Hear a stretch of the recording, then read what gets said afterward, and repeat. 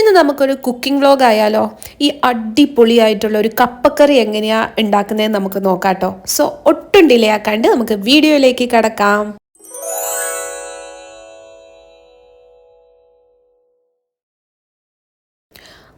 ആദ്യം തന്നെ നമുക്ക് ഏത് പാത്രമാണോ എടുക്കുന്നതെന്ന് വെച്ചാൽ അതിലേക്ക് കുറച്ച് വെള്ളം ഒഴിച്ചിട്ട് നമുക്ക് എത്ര ക്വാണ്ടിറ്റി കപ്പയാണോ അത് നമുക്ക് മുറിച്ച് അതിലേക്ക് ഇടാം. സൈസും നമുക്ക് തീരുമാനിക്കാം കേട്ടോ. കാരണം ലാസ്റ്റ് ആകുമ്പോഴത്തേക്കും നമ്മൾ എന്തായാലും നന്നായിട്ട് ഉടച്ചെടുക്കും. അപ്പോൾ വലിയ വലിയ പീസസ് ആയിട്ട് ഇടണോ അതോ കുഞ്ഞു കുഞ്ഞു പീസസ് ആയിട്ട് ഇടണോ എന്നൊക്കെ നമ്മുടെ ഓരോരുത്തരുടെ താല്പര്യം അനുസരിച്ചാണ്.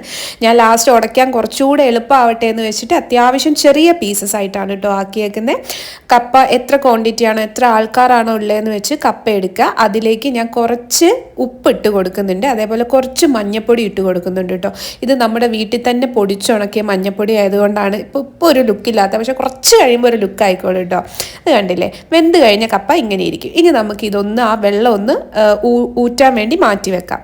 അത് കഴിഞ്ഞിട്ട് ഇനി നമുക്ക് മസാല എങ്ങനെ ഉണ്ടാക്കുന്നതെന്ന് നോക്കാം കേട്ടോ. ഭയങ്കര സിമ്പിളാണ്, എനിക്കറിയാം എല്ലാവർക്കും അറിയാമെന്ന്, എന്നാലും ഞാൻ ഉണ്ടാക്കുന്ന രീതി ഒന്ന് പറഞ്ഞു തരാം കേട്ടോ.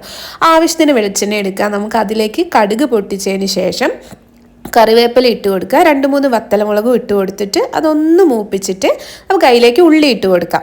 ഉള്ളിയും നമുക്ക് എത്ര മസാല വേണം എന്നനുസരിച്ച് നമുക്ക് ഇട്ട് കൊടുക്കാം കേട്ടോ.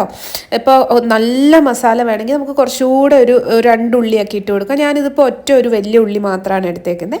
അതൊന്ന് മൂത്ത് വരുമ്പോഴത്തേക്കും മഞ്ഞൾപ്പൊടി, മുളക് പൊടി, മല്ലിപ്പൊടി, ഗരം മസാലപ്പൊടി ഇട്ട് നല്ലോണം ആ ഒരു പച്ചമണം ഒന്ന് മാറുന്ന വരെ നല്ലോണം ഒന്ന് മൂപ്പിച്ചെടുക്കുക.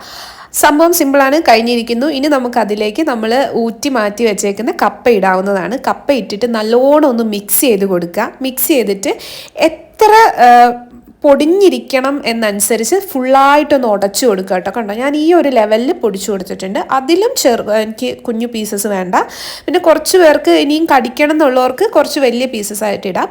അത് കഴിഞ്ഞിട്ട് അതിലേക്ക് കുറച്ച് തിളപ്പിച്ച വെള്ളം കേട്ടോ, പച്ചവെള്ളം ഒഴിക്കരുത്, കുറച്ച് തിളപ്പിച്ച വെള്ളം ഒഴിച്ച് പിന്നെയും കുറച്ചുകൂടി ഒന്ന് ഉടച്ചു കൊടുത്ത് മിക്സ് ചെയ്ത് നല്ലോണം ഒന്ന് തിളപ്പിക്കുക. കുറച്ച് കഴിഞ്ഞിട്ട് ചെറിയതായിട്ട് തിള വന്ന് തുടങ്ങുമല്ലോ. തിള വന്ന് തുടങ്ങുന്ന സമയത്തേക്ക് നമുക്ക് ഉപ്പ് കറക്റ്റാണോ മസാല എല്ലാം നോക്കിയിട്ട് ഒന്ന് അടച്ചു വെച്ച് വേവിക്കാൻ വെക്കാം.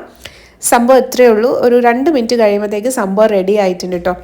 ഭയങ്കര സിമ്പിളാണ്, എന്നാൽ ഭയങ്കര എളുപ്പത്തിൽ ഉണ്ടാക്കിയെടുക്കാൻ വേണ്ടി പറ്റുന്ന ഒരു കപ്പക്കറി ഓർ മസാലക്കപ്പ എന്ന് നമുക്ക് പറയാം കേട്ടോ. ഇത് കുറച്ച് നേരം ഈ ഒരു ചൂടങ്ങ് മാറുമ്പോഴത്തേക്കും കുറച്ചുകൂടി ഒരു കട്ടിയാവും കേട്ടോ. അപ്പോൾ കറീൻ്റെ കൂടെയൊക്കെ കൂട്ടാനൊക്കെ അടിപൊളിയാണ്. നമുക്ക് അടുത്തൊരു വീഡിയോ ആയിട്ട് കാണുന്നവരേക്കും ടാറ്റാ.